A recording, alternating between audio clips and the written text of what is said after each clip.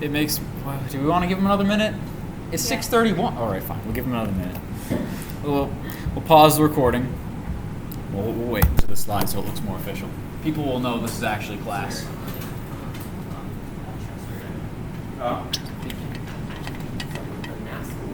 Why not the NASA logo? I mean, that's perfectly good reason. They haven't given us our money yet, so we're using their logo for free. Kevin, what are your thoughts on chess? On what? What are your thoughts on chess? On chess? Yeah. Seems like a really good thing to be into. All right. I'm not into it though. Do you know how to play? I know the rules. I wouldn't say I know how to play though.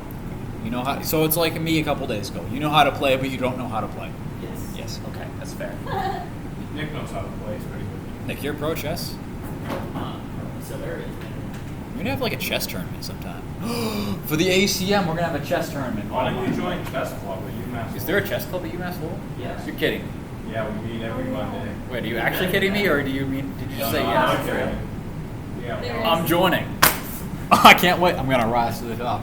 Silverio, it's on. I can't imagine it'll be very good for long, for till a while. But you know what? I want to join anyway. I've enjoyed it so far. We still have about 40 seconds. By the way, this is this week's attendance thing. Feel free to send it or not. It is the last class. Oh no, I have a little frill thingy on my wristbands. Snip that. And 6:35 has rolled around. I don't want to wait too much longer. I can't imagine too many more people are going to come. They haven't come yet, so let us begin. I thought there was an overwhelming amount of people who wanted this extra class. There were a bunch. I'm surprised that did it not going? Was it going the entire time? Did it hear me talking about chess?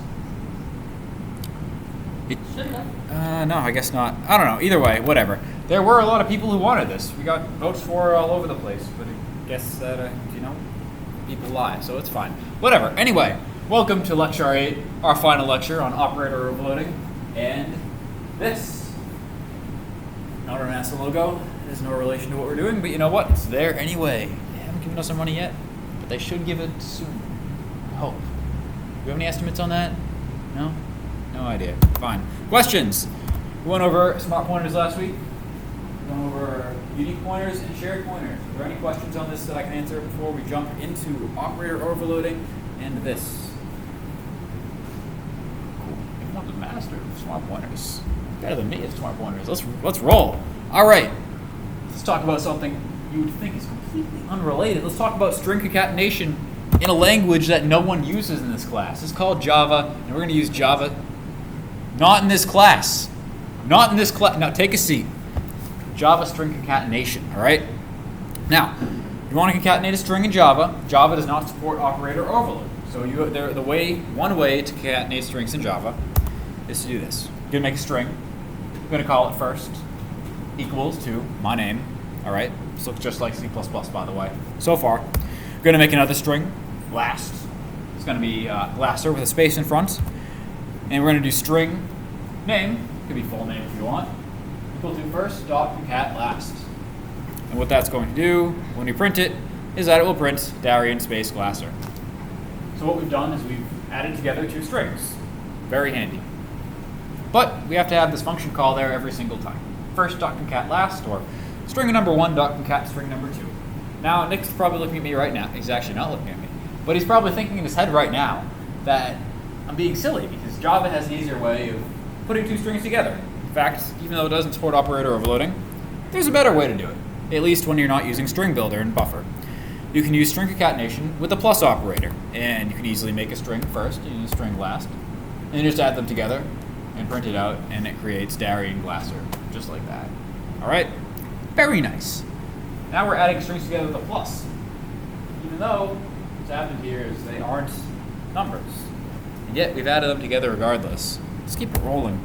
The premise behind operator overloading is that we can do this, first plus last, rather than first dot concat last. The first is very clear. The first statement is still very clear. We know what's happening here.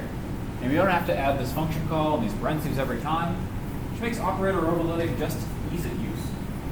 makes it easier to write code, and it usually makes it easier to read code. So let's jump right into that. Let's talk about operator overloading. Possible operators to overload. Lots of them. Look at all these. You got your plus, you got your minus, multiplication sign, slash, asterisk. It's not just a multiplication sign. You have division, ampersand, you got your brackets, all this stuff. And what this means is that you can take these and you can replace the functionality that's built into C++ with your own functionality, which is very handy when you're working with custom objects. And before we jump into an example, let's go ahead and I have move around. one question. Yeah, yes. The previous slide with all the operators. This one. I've seen most of these, but what is the exclamation point with the equal sign? What does that? Not equals. So That's not- you can do, if you're checking for a truthiness, you can do equals equals. So if we can do it int num equal to 7, and you can do an if, and you can do num equal to 7. And you'll do this. Or we can do this. If we want to see if number is equal to 7, if num, and the exclamation point, call the bang, means not equal doesn't to equal 7. and then we do stuff. This is a common theme in computing. The bang is almost always equal to not. In fact, you could even do this. You could add parentheses there, and then a little exclamation point, and that would now be the same thing as this in this context. So, keep it in mind. The bang. All right. Any other questions? Cool. Let's keep it rolling. How to overload operators. Let's talk about the simplest operator in the world, plus sign. That's how you overload an operator. Bang, just like that. What we've done is we have our object type right here. We're calling it type objects. We've got this word right here, operator. We have the operator we want to overload right here. And we have a parameter called item, and then we do our adding here. Why do we have item as an argument? The answer for that is because plus sign is a binary operator. It takes two sides to have plus. So if you want to add numbers, what you can't do is 5 plus, that doesn't mean anything. That's a syntax error in your calculator. But you can do 5 plus 7. That's okay. So what you're doing here is you're really calling 5 dot add 7. And this is really just shorthand for that. Pretty easy, right? Maybe? We'll get to an example and you can see how easy or difficult it is. Moving right along. Oh yes, question. Can't jump right over questions. I could literally make any sign. Like if I wanted to do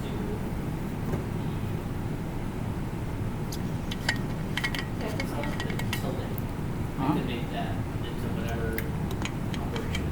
You could make it so that the tilde just prints out some random gibberish. Endless octopi. You could make it so the plus really subtracts two things in your item. You could make it so that the division symbol does not divide. Did I hear endless octopi? Endless octopi, that's right. It's a thing in command and data handling. Octopi. We all need to go out and eat octopus or squid after this. Calamari. Octopus or To squid. celebrate. Yes, done. Let's do it. So that's how like the plus sign is implemented in This is how you would implement it. At least this is how it looks to implement it first. And really, it's all it takes. You put it in a header class, put operator plus inside a header class, and then from there, you define it in your CPP file, and you're good to go. Yes? So, whenever this is included, the plus sign will always do this, or if there's, Not exactly. So, like, will it sense the type? So what happens here is that you can only use operator overloading on custom classes. So what you can't do in your little program is be like, we got a number, int num 1 equal to 5, and int num 2 equal to 10, And you can't be like, I'm going to overload this operator. Return an integer. It'll be operator plus, let's take an int on this side. And then be like, var minus return. Just make it a little neater. Return var minus num. Is var the, Var is a data member for the class. oh, It can be called whatever it wants. What we did here was that we tried to redefine the plus symbol for a built-in type, integer. It's not allowed. So you can't do it for everything because you just can't do it for primitives, which like integers. You can do it for custom objects though. And the reason for this is that when you work on a type, what you're really doing with this operator is you're calling that instance dot function, and then you pass in your arguments from there. So in reality, what we did here would be num1, if this was allowed, num1 dot operator plus, and then we passed in our second argument there, so this would be num2. that would be the call. And that would be the call if we were actually using functions. And in fact, you can do this. You can call functions. You can call these just like you can with functions. But it's usually easier to say num1 plus num2. And you can't do this on built-in types because they aren't custom objects, and you can't redefine it for not custom objects. Okay? Does this make sense? Yes, and is the top version what we see in C++? This is what you'll see in your own code. You are also free to call functions just like this. However, this is generally what you're going to use if you decide to use operator overloading. And that's the point of operator overloading. Otherwise, you just make a function called add, and it would take an int, and it would return an int. And you do whatever you want there. Okay? Cool. Any other questions about operator overloading so far? All right. So as I said, that was a binary operator. Binary operators aren't your only operators, though. In fact, not every operator works on two objects. There are also unary operators. Only work on a single thing. They're super easy as well. All right. Like for example, take this plus plus. Plus plus does is a shorthand for adding one to an object. This is pre-increment, which makes it super easy. All we do, we define it. Object operator plus plus. We increment the data member and return star this. Star this. What is that? We'll get to that. What we've done right here is we've added one to our operator and it returns. All right. Similarly, other unary operators should be a change title. That's okay though. So for example, plus plus I, slightly different, is also very easy. We increment the data members. We don't need to store it in a temporary variable, which is not on this slide, but should be. And we also return pointer to this. So let's go into a practical example before I confuse anyone else too much more. So here we are, we're at the terminal. And it is still not big for an example as soon as I pop it up. Still didn't learn it, it's the last class.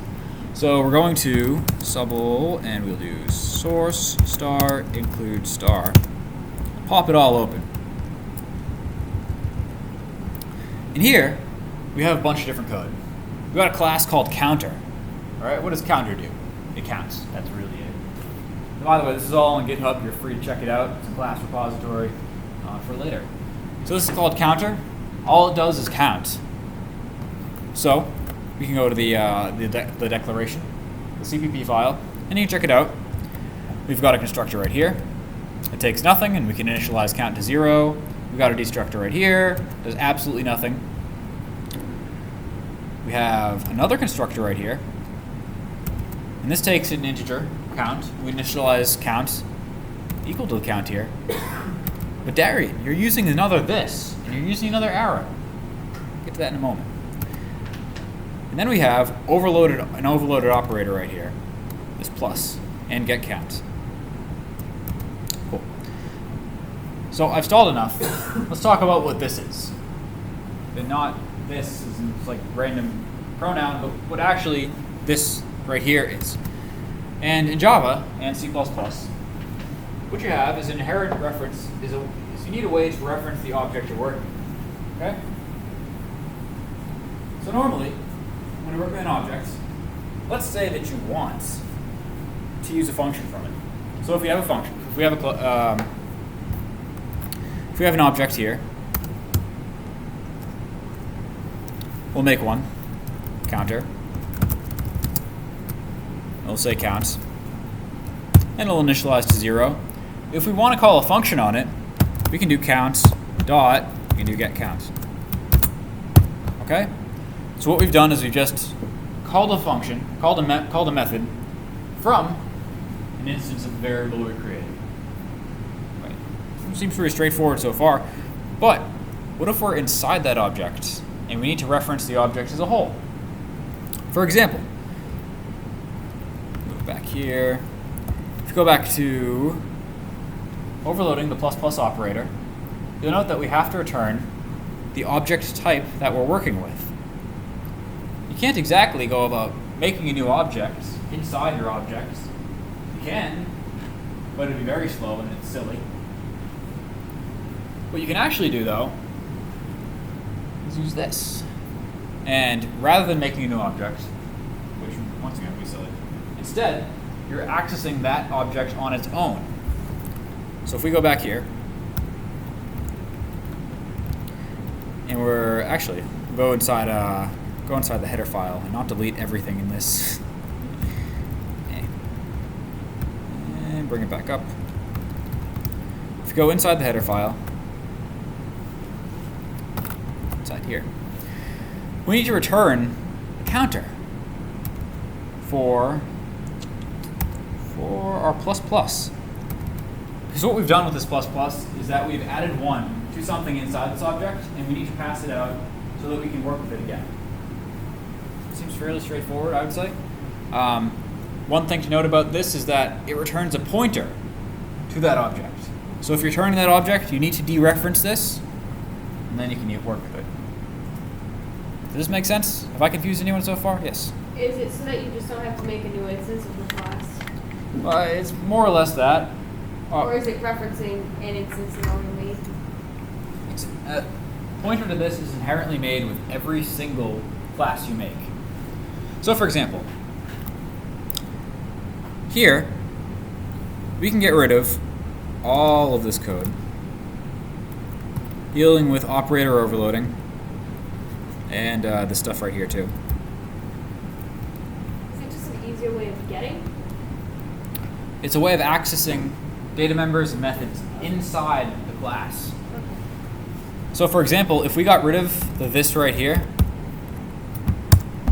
what we've done is now we've set count, which is the variable we passed in, equal to count. When we add this, what we've done now is we're accessing the data member, this one right here, and we want to set that specific count equal to what we've passed in. It's important for implicitly referencing the internals of this class. And this is actually required for things that you work on later on, where you have to go about modifying that object. You can't just sort of copy it and then make a new instance, which is awful practice anyway. You won't find anyone ever doing something like that. So, does that answer your question? Yes. I have another one. Have at it. You might have already answered it, but. It's okay. What would we do otherwise if we're not using this? Well, if you're not using this, C++ may not be for you. But what you would, otherwise, you'd create an instance and then access that instance's. you would make an instance. You would copy over all of the data members into that instance, probably in its constructor, and then you would return that new instance, and you would have an awfully messed up bit of code. Or in this case, rather than saying the data member is count, we would make the data member something like mcount. And then we could get rid of this. Because now we aren't saying the variable we passed in is equal to the variable that we've passed in. We have explicitly changed the name.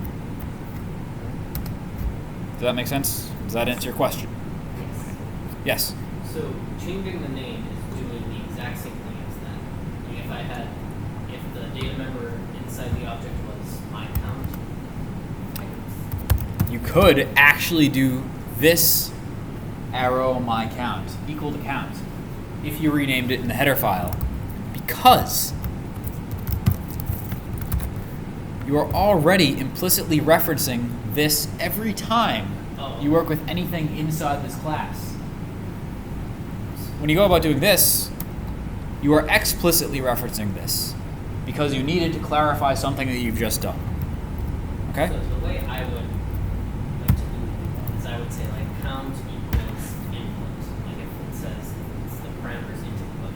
Yes. So that's implicitly saying there's a this with the arrow operator. To input, or this to the arrow operator to count equal to input. And that's all input. So you're just explicitly saying. Yes. Because So is that better practice than the implicit? it is only better practice if you have to do it. So in this case, it's good practice because we already have a data member called count. Yeah. We want to pass in another variable called count. And that's how we access it. For the case of working with for the satellite projects, we're usually using data members that have a different name than those that we're passing in. And if we're working on command and data handling, most variables seem to have a little m before it for a member variable, in which case you don't want to use, you don't want to pass in m count because the m is specifically is Hungarian notation to say that we're working with a member variable.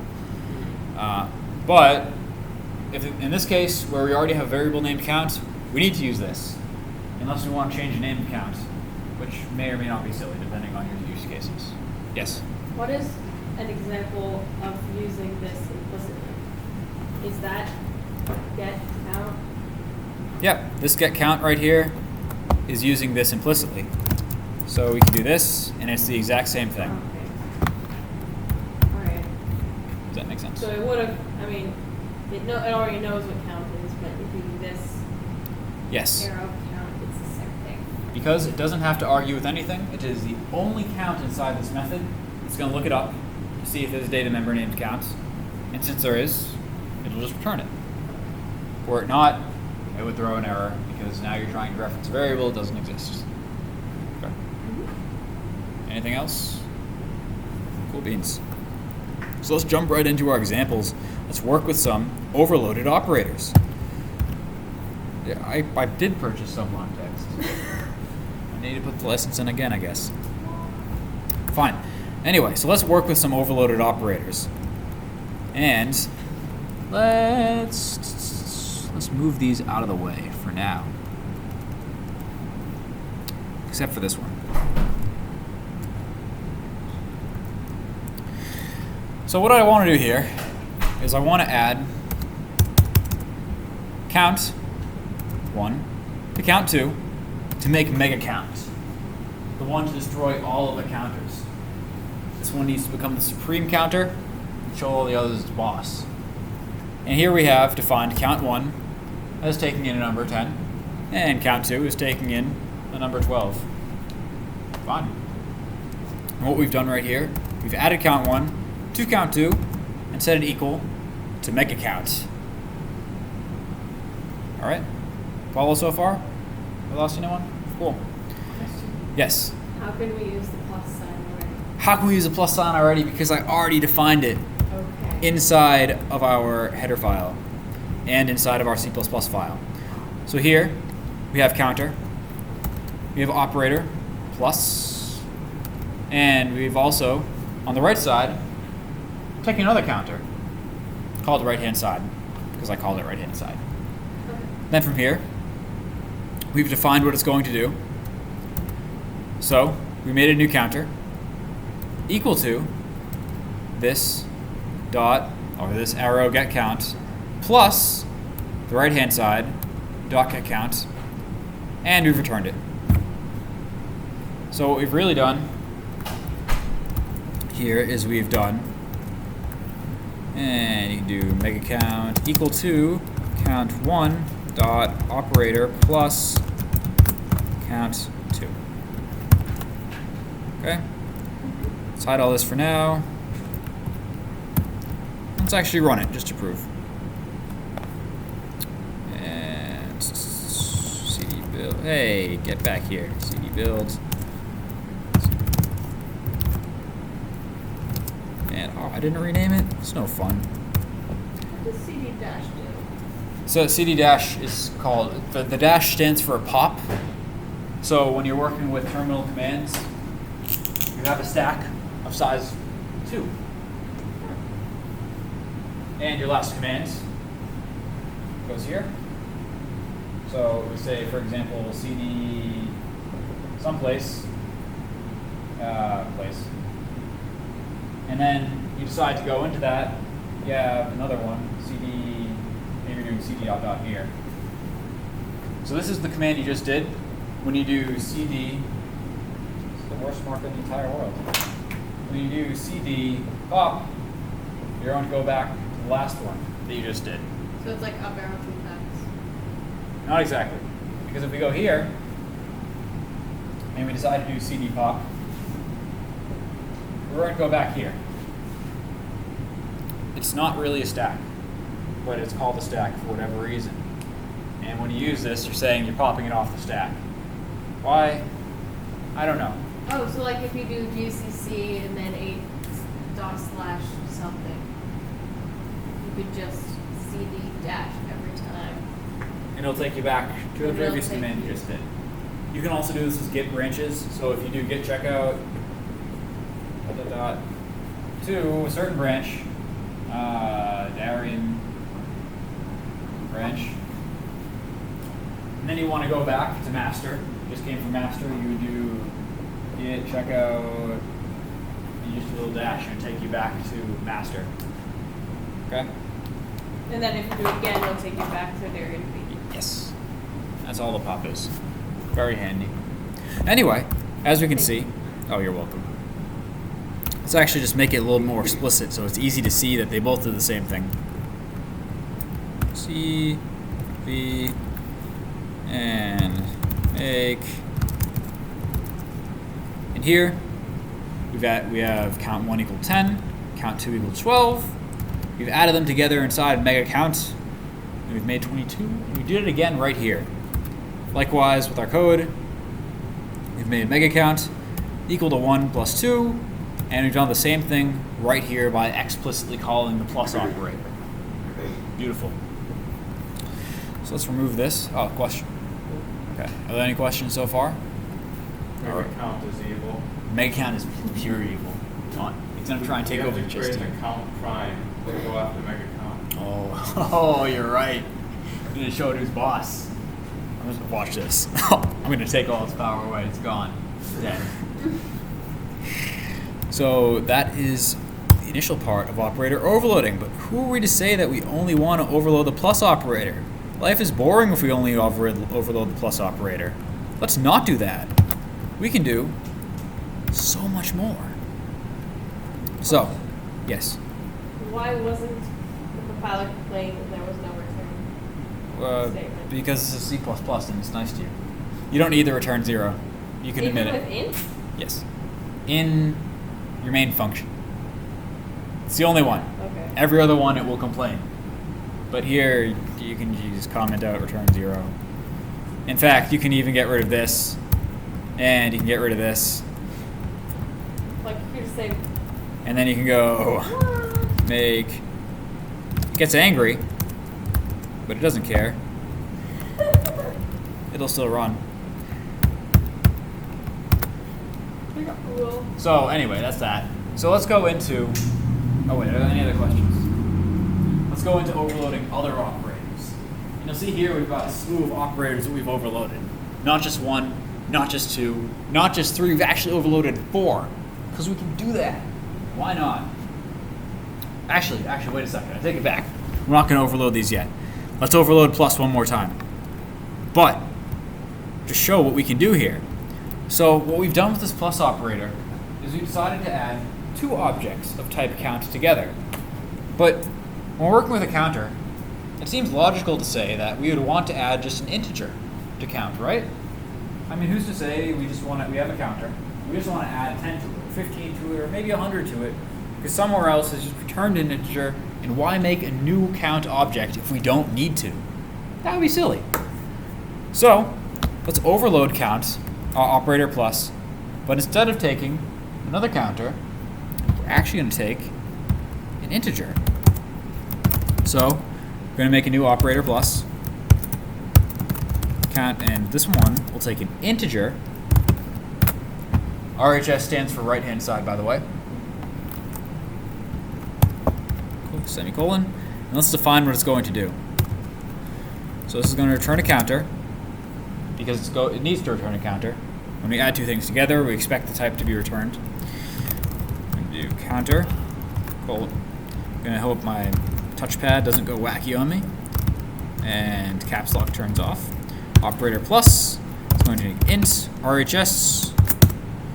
And here what we need to do is we need to do counter.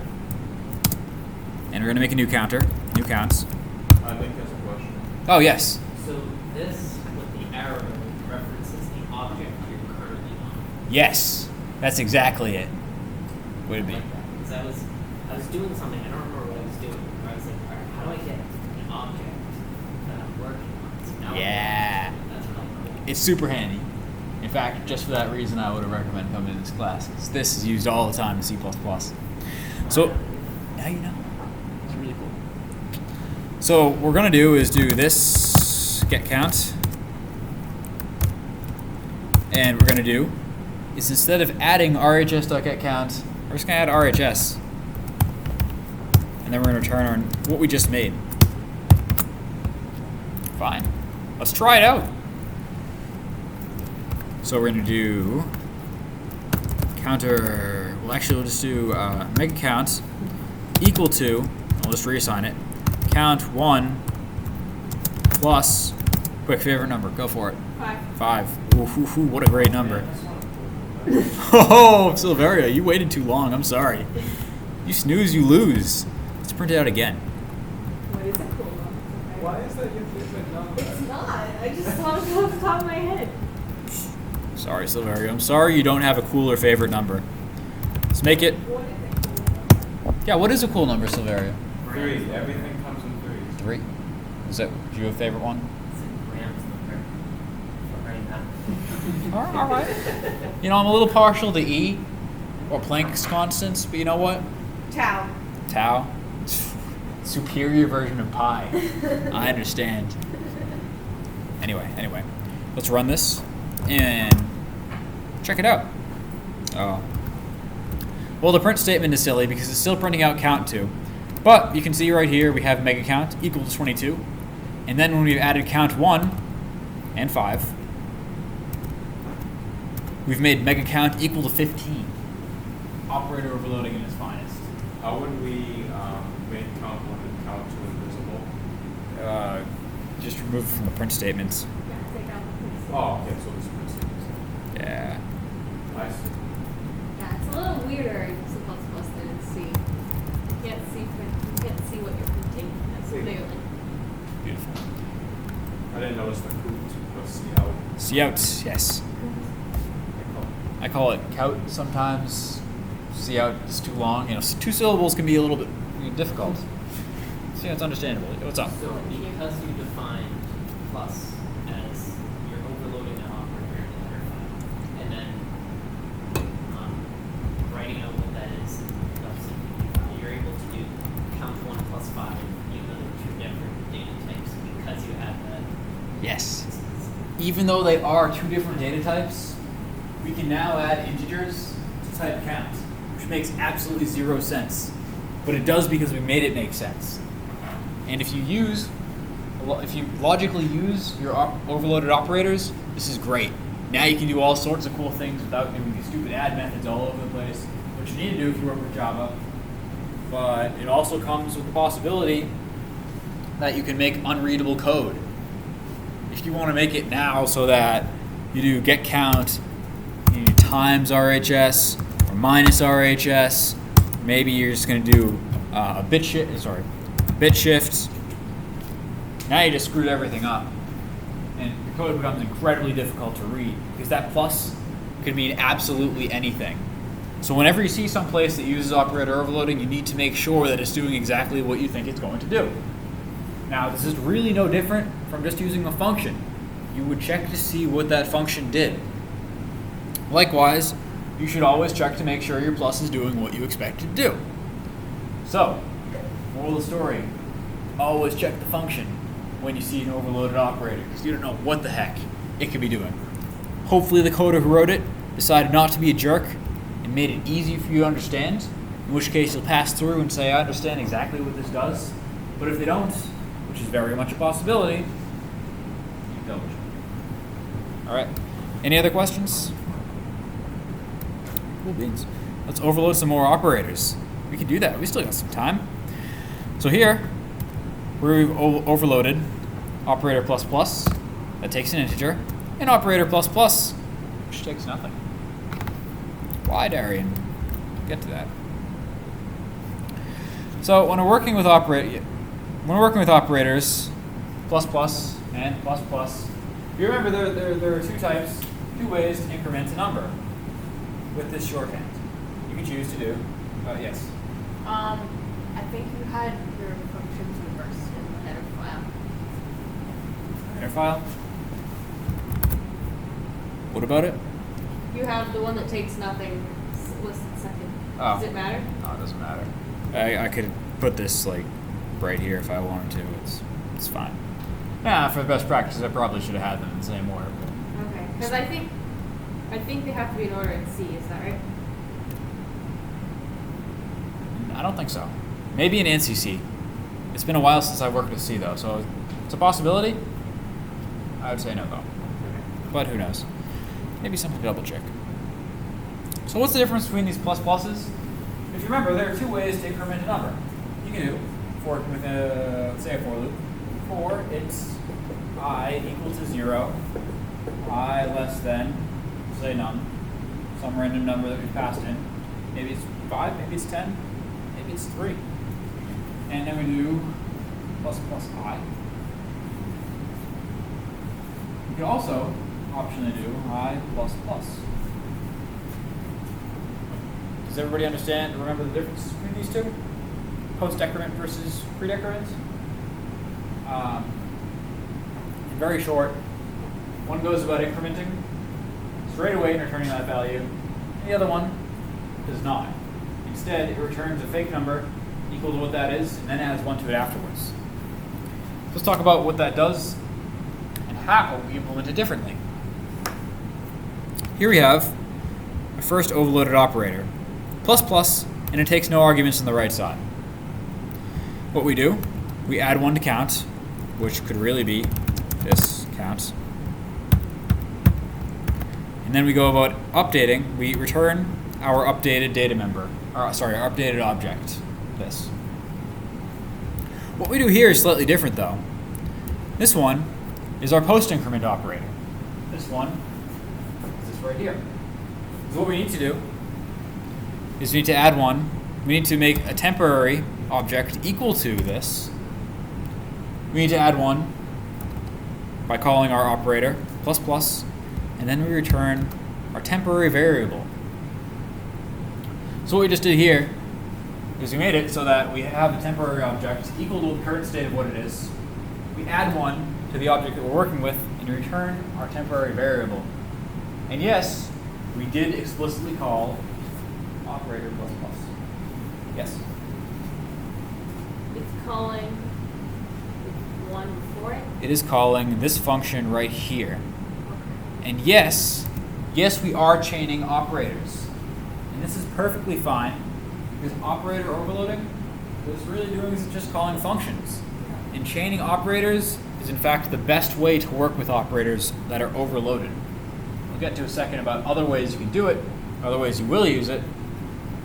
But if you're working with something and then you have the inverse of it, you should really call the function you just made, because that way the functionality will always be linked and you know what you're going to do.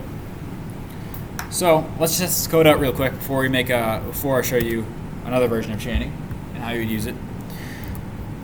Let's go over here and let's bring us back to our old state. So much control Zing. And here, what we're going to do is we're going to add 1 to counts using this plus plus. We're going to call .getCounts. If it's greater than 10, we will print out count 1 is greater than 10. From here, we're going to do, this is the pre-decrement one, by the way. And from here, we're going to do count 2 plus plus .getCount is equal to 12. And then we're going to print out what count 2 is. Are both of these functions going to, both of these conditionals going to be true, or will one be false, or what do you think? Yes. Second one will be false. Second one will be false. Why? Because after increments, it should be 1 more than it is now. Right. And it shouldn't be 12. But working with the post increment operator. So let's check again. What do we do with that? What we've done, we make this temporary variable equal to what it currently is, dereferenced version, by the way. We add 1 to the object it's coming from, and then we return this temporary variable that was equal to what it was beforehand. So what we've really done is we're checking against 12, even though we've just added 1 to it, because we're returning this temporary variable. So after that condition statement, it will be 13? Let's check. Let's go back up. I'm a little bit confused about when it actually ends up incrementing. I guess that it doesn't increment when I thought it would. And here, we can see that count 1 is greater than 10. And we can also check out what count 2 is. It's 13. Even though Oh, what we did is we've made sure it was equal to 12 beforehand. Because we used the post increment operator. This is exactly what the post increment operator is supposed to do. And you can tell that it's post increment operator because it takes an int on the right side. Even if it doesn't use an int, that's how we know that it's a post increment operator. Why? It's a great question. We don't even use the integer. Yes? that's exactly how it would happen in C, right? Where if you check if I equals Let's make an integer. Call it I equal to 12. And then here, we're going to do I plus plus. okay. And we'll rename this. Up. Our number must be 12. I don't think you're printing the value. Hmm? I don't think you're printing the value of. Oh, I didn't, no. But I'm just trying to show that even though we've added 1 to I, we can print out I if you want.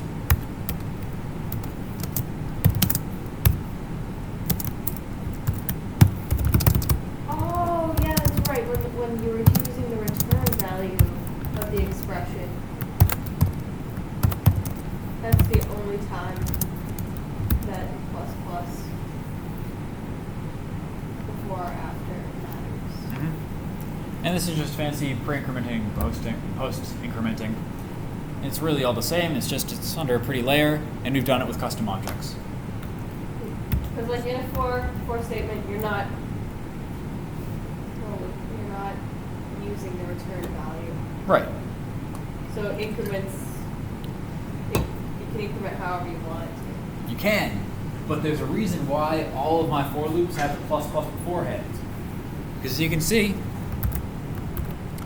it is a very expensive operation to use this other plus plus, the post increment. We have to make a new object that has everything that this object does. Then we call the operator plus plus. Then we return our custom object. It's very slow, and it should only be used if we have to use it. Otherwise, we should not. We should call this faster version where we just add 1 to it and return the one we were working with. Yes? On line 28, if you used count plus plus, That would be fine. it would be fine. It would just be slower, but it would still work. But it would still give you one more. Yes, because it would increment and then return the version that that doesn't have it would return the temporary variable, but in the end it would still pass by that line and it would return the version we want. Yes. So what is the operator plus plus add to in the second? What does it add to? Yeah, that was, We have this data member right here called count. yeah. In the second one, Yeah. we make this temporary variable, then we call this function, Yeah. which just adds 1 to count, and then we return our temporary variable. So it just makes new objects of the same type. Okay. Anything else? So temp is then in this case would be 13. Temp in this case is 12, because we've Okay. made it equal to this Yep. before we've added 1 to it. Then we return the temp. So that operator is not acting on operator plus plus is not acting on temp. It is not acting on temp, it is acting to a copy of this that we just made. Any other questions? Alright, let's keep it rolling. We're running low on time. But we don't have a whole lot more that we need to cover. So it's also good. Bring us back to where we were. Let's move right along. So here, you'll note that we did a couple other things as well. We've overloaded our... Hold on a second. What do we do? Oh yes. We haven't done much else here yet.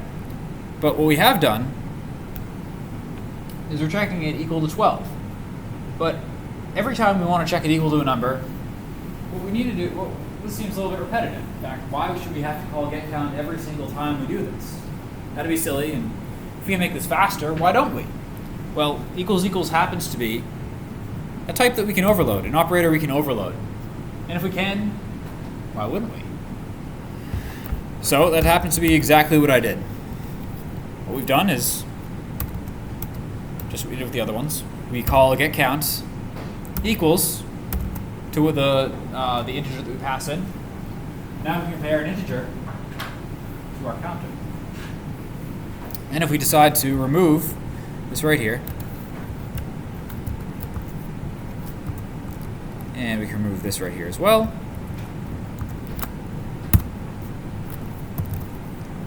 we can make it. And just like that, it's still the same. Because now we've overloaded 2 operators and we're using them in tandem. Yes? Can you also call operator plus plus or count 2 dot operator plus plus? Oh, sorry. We could do, so this would be a fully expanded form. You just do like 1 dot operator equal to. Let me pass this in here. Why dot again? Because we are returning an object of type counter. And we need to compare. And we'll just run this to make sure that it works. And we have the exact same thing. So this is just very longhand for what we can make faster and easier to read. Like this.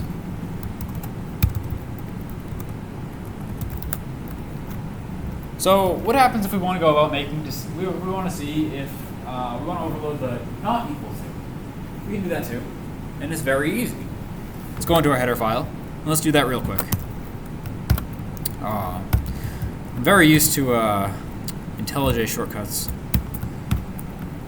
Doesn't do what I wanted to. That's okay though. So we're going to overload not equal to. Let's do that real quick. And this is very easy because we already defined what it is when it's equal to another object. Not. So how do we do this?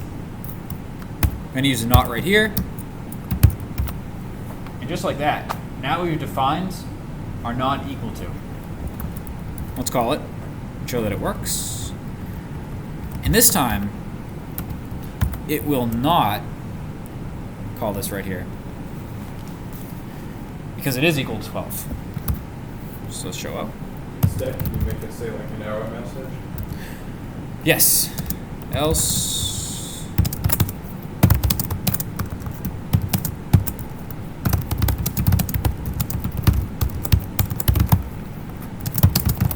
There we go, that's done. Yes. And now we can see right here. Let's actually make it split screen, even though we can only kind of see everything now. We can see that it's no longer equal to 12, and so it's complete and utter failure, because 12 is inherently the best number, and if it's not 12, well, may as well just pack it up and call it a day. So what we've done is we've really just used the equals equals, but we've called not on it. And this is really what you should do every time you're working with the not version of the operator you're using. Or if there's an inverse version of the operator you're using, plus plus as a pre-increment versus plus plus as a post-increment, you should always use the negative version. In this way, if the functionality ever changes, you only have to change it in one place rather than two. This is the same reason why I use variables instead of constantly using just magic numbers and throwing them out there. And it'll make your life a lot easier in the long run. All right, does this make sense?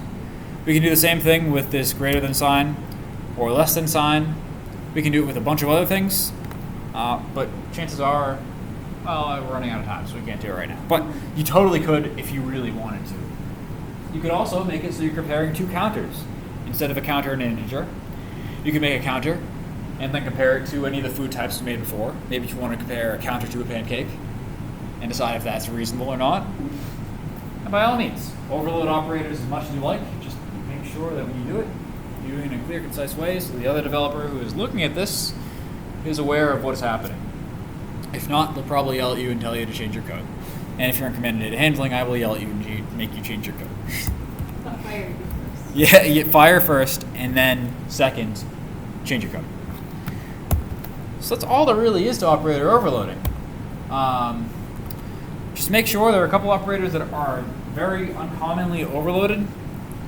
I think I said it already. Asterisk is one. If you overload an asterisk, what uses asterisks? Pointers. You need to be explicit when you're using asterisks that you are overloading it by taking two objects of the same type, that you are not using it as a unary operator, but a binary operator, and so you know you're overloading the multiplication version. Other ones are the ampersand. If you overload the ampersand, that's what's used for references. And now from there, you're making it so that references aren't used the way that they're expected to be used. Overloading these operators can be very dangerous. You need to make sure you're extremely careful when you use them because they're used in many different use cases. And you overload every single one. It's also common practice to overload, if you overload one type, say equals equals, then you should overload the opposite. So bang equals, not equal to. You should overload both. So there's parity in your program. Cool. In addition, one last thing. We talked about references. Oftentimes, when you're working with overloaded operators, let's do one where we take in a counter. You'll note right here, we don't modify the right-hand side at all. So we can make this faster. What we can do is take in a const. We know that this is not going to be changed. And then take in a reference to it. So what we did right here is we passed in a reference to counter, which means it takes up no extra memory. We're not making copies of it.